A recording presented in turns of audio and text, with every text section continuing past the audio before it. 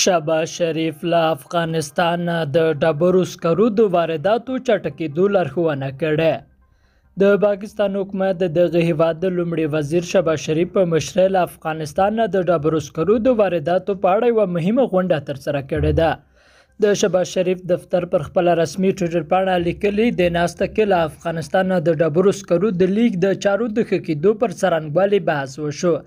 سرچینې زیاته کړې لومړي وزیر ته وویل شول چې په لومړي ګام کې له افغانستان نه یوازې د سهیوال یا پنجاب او هب یا بلوچستان برېښنا فابریکو د اړتیا وړ سکرو په واردولو سره به هر کال له وارداتي لګښته 2.2 میلیارډ ډالر وسپمول شي.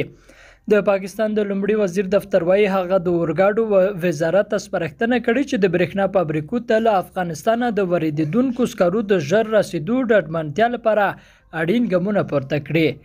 شریف له افغانستان د سکرو د وارداتو چټکېدو لپاره دفاع وزیر خواجه آصف په مشرۍ د ټولو اړوندو چارواکو د یوې کمیټې د جوړېدو لارښوونه هم کړې. پاکستان چې دمګړی پکې د تیلو او برېښنا بیې په بې مخینې توګه لوړې دي، هیله مند دی چې له افغانستان نه د ډبرو سکرو واردات به ورسره ارزانه برېښنا ته لاسرسي کې مرسته وکړي. دغه هیواد کې د برېښنا د کمښت له کبله پرچاوۍ هم ډېرې دي او د ریپورټونو له مخې ځینې سیمو کې ساعتونه برېښنا نه وي.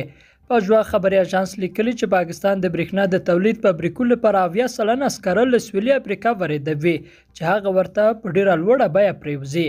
روان کال د نړۍ په کچه د ډبرو سکرو بیې تر هغې وروسته د ریکارډ په کچه لوړه شوې چې لومړی یې تر ټولو ستر صادروونکي اندونیزیا یوه ناڅاپه د صادراتو د درېدو اعلان ورپسې روسیې پر اوکراین یرغل وکړ.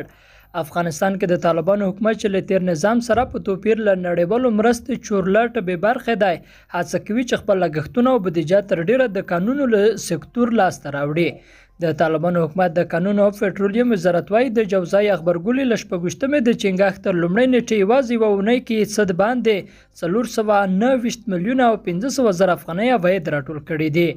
د یادونه ده چې طالبانو د ډبرو سکرو پر صادراتو تعرفه هم له 10% ته لوړه کړې ده.